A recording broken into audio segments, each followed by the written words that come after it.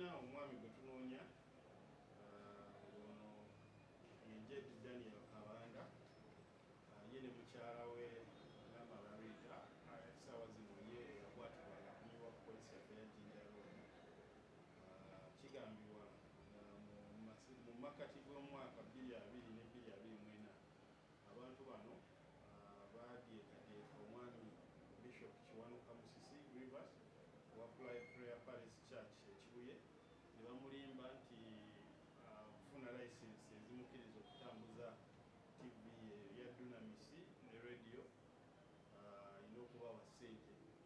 Ssente zino yajja aziwaayo mu bitundutundu miliyoni 15, 2 bwe batyo paka wezaawera miliyoni 7. Era bwe yakizuula nti no bamufera najja poliisi yaffe nakulawo omusango olwo tulwadde tujja tunoonyereza paka bwe twagudde Namala Rita ono nga ye kimugatta ku musango yatwalibwa mu meeting emu n'ayanjulwa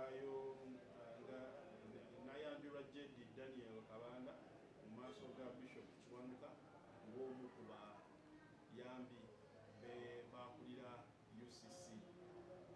Era mu luvannyuma lwa meeting eyo yawaayo obukadde 15 eri omwami Jedi Daniel oluvannyuma lw'okulimako n'omukyala yali yayita PA we yali mukulu wa UCC ebiseera ebyo.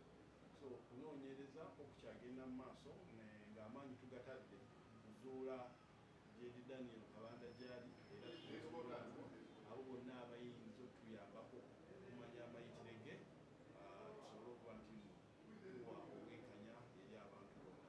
Tukubiriza abantu okulaba nti bakola kye tuyita due diligence okusooka okunoonyereza nga gwe nga tonayingira mu transaction yonna ewaayo ssente. Omuntu yayita mukulu mu kitongole naye abantu bano abakulu mu bitongole bamanyikiddwa n'ebifaananyi byabwe bibeerako ku website zaabwe.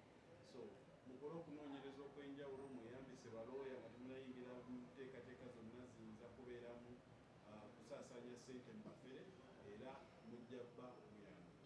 Tuvumirira ebikola bino era tweyamukwana